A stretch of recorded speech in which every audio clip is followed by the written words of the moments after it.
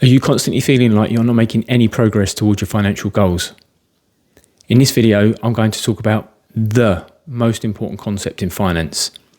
It doesn't matter if you need to make a financial decision, it doesn't matter what financial position you're currently in.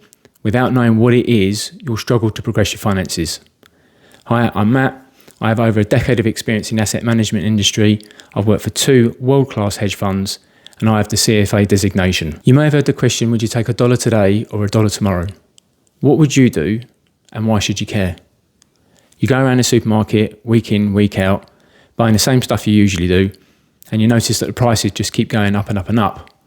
You do your shopping, you get back home, you take it out the bag, you put it all away, you look in the fridge, and it still looks bare. And it costs you $100 as well.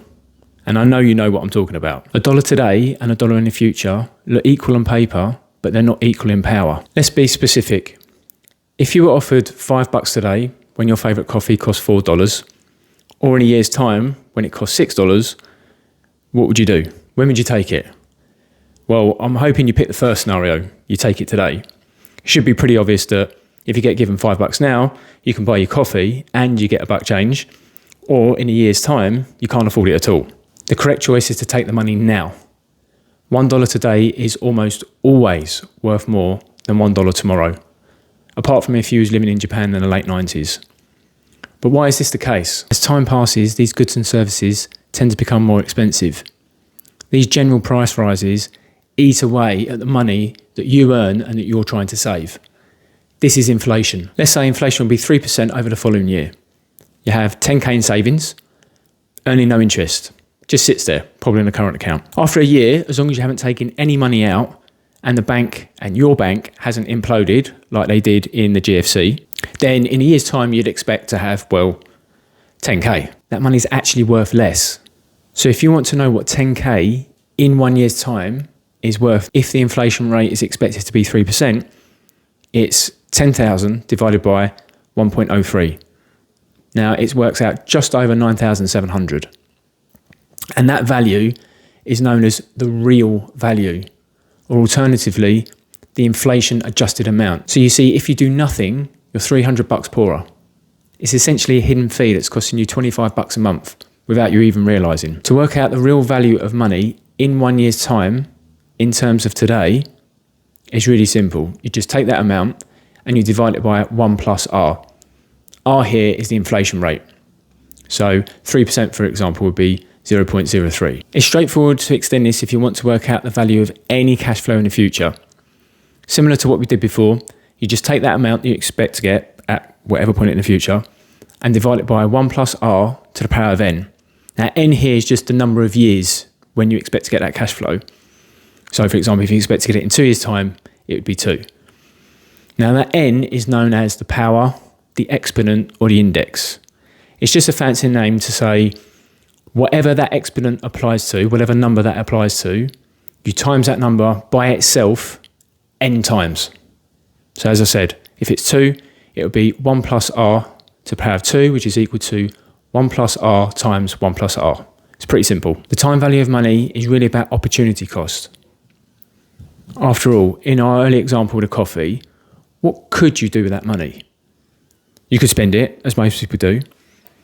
You could throw it in the piggy bank, or you can invest it. You could invest it in traditional financial assets like stocks, bonds, commodities, real estate.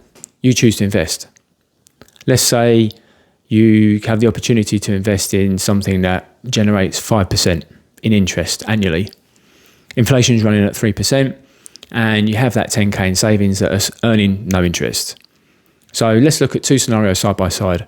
We've already discussed one, right? Let's just say in scenario 1, you do nothing.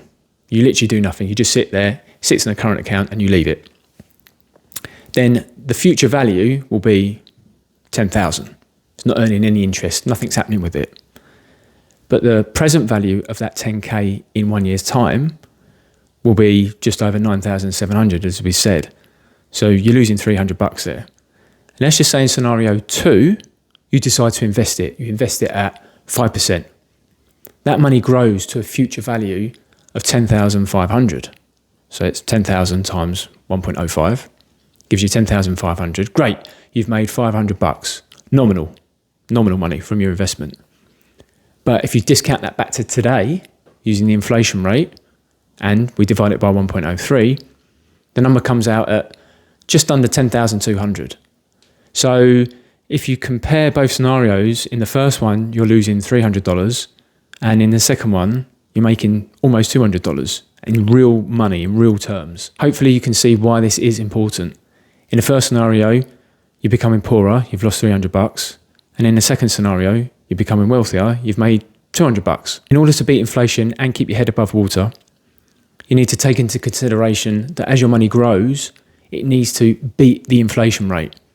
And as your money grows, that's net of tax. We mustn't forget that the taxman's hiding around every single corner we turn, especially in the UK when they're going to tax us on breathing, no doubt, at some point. So you need to make sure that the growth in your money that you experience or you decide to invest, that rate after tax has to be greater than inflation. In fact, it could be worse than this. That 3% would be considered an average rate of inflation based on a basket of goods. So if you find that you're spending the majority of your money on housing and food, like most people do, then your own personal rate of inflation could be considered very different to the headline rate that you'd hear about in the news. By investing rather than sitting, your money has the potential to earn a return over a period of time. Your money could grow to some future value that we hope beats inflation. You may need to achieve a certain monetary target in the future. Whatever it's for, you want to put your kids through school, you want to go travelling around the world with your partner, whatever it is, doesn't matter. In which case, you'll need to know your required rate of return. So, very similar when used in compounding and discounting, it's just that you're not using the inflation rate anymore to give you the money in real terms of today. You just need to find out what the required rate of your own personal required rate of return is in order to get you from the money you have now to the money that you need in the future. I spoke about the time value of money in a personal capacity, personal cash flows, but it's so prevalent in finance. It's used to compare long-term investment projects, it's used to compare investment opportunities, and it also helps you understand debt such as mortgages and amortization of loans. Time value of money is so fundamental in finance because it not only allows the comparison of money between two different points in time, but also between two investment opportunities at the same point in time. It helps you analyse your savings and investments, and it helps you gain a clearer insight as to whether you're achieving your financial goals. The key takeaway is this.